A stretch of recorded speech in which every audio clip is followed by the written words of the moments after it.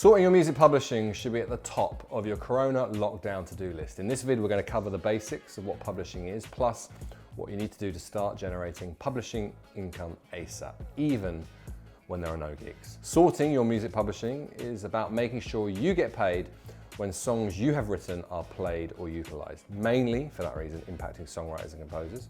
There are a few scenarios where others involved can also generate a bit of publishing income. You could say that music publishing is the act of exploiting songs you have written. I know the term exploit has negative connotations, but basically it means make full use and derive benefit from. As the songwriter, if anyone is going to benefit from your 17-minute lockdown-inspired techno-opera soundscape, well, it should be you. To get the money you are owed, you use a collection society. They aspire to ensure whenever songs you have written are used, be that Radio 1, MTV, covered by your mate's band at the Angel, that you get paid for it.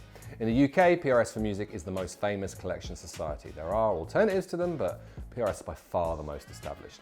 Assuming you join PRS, which will cost you £100 for lifetime membership, you need to put some work in, particularly on the live side of things. Yes, they should know if you got played on Radio 1, though they probably won't know about that pop-up gig in Stenton Market on Tuesday night.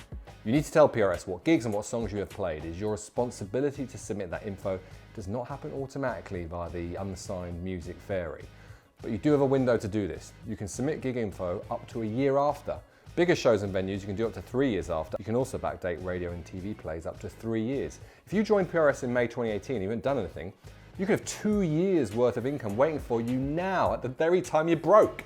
Obvious statement alert, you can only claim for use after your PRS joining date. Music tip: if you play songs with your fellow local musicians and them of yours, encourage each other to send those PRS submissions in and you will all get paid. Second music tip: if you're in a band where you all contribute to writing the song, only one of you needs to pay the £100 to join PRS to collect the royalties. By the way, see our advice video, 6 things every musician should know about music law on how to deal with the politics of agreeing who wrote what. That's your collection society sorted. Next up, publisher.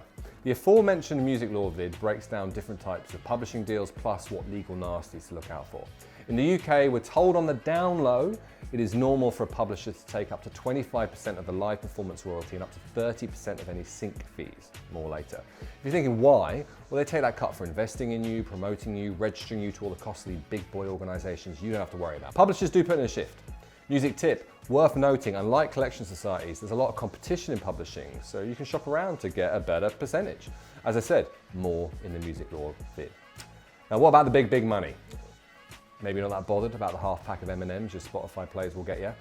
At the local unsigned level, when radio probably isn't significant yet financially, still is exposure-wise, big dollar comes in 2 main areas publishing-wise: performance and sync. Let's break them down. Performance. This covers everything from playing songs you've written at your headline bodega show to your track being played at a warehouse rave just outside Manchester, because of course they fill in their PRS forms. Certain busking, festivals, almost every form of live performance is covered. The payments increase the larger the venue you play, obviously, innit?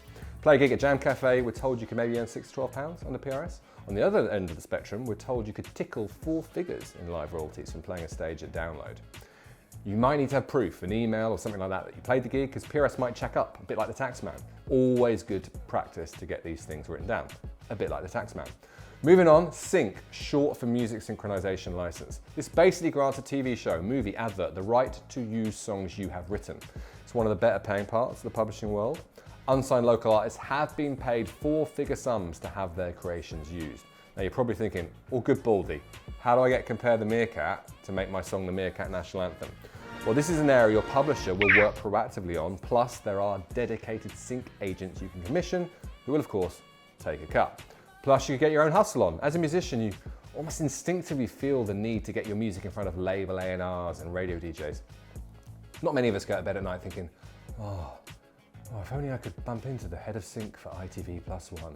Get Google out, get searching for job titles like this: head of synchronization, soundtrack curator. Music tip: watch the credits at the end of your favorite TV show and look out for job titles like those I've just mentioned.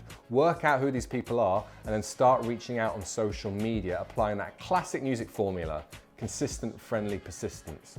No getting blocked, please. It's easier to pick and choose now. Consciously deciding which parts of the publishing world you want help on and which bits you're content to do yourself. As we said in our advice video, Your First Contracts, not getting a label or publishing deal is a decision to have lots of little deals, which you agree yourself. More control, probably more money, definitely more work.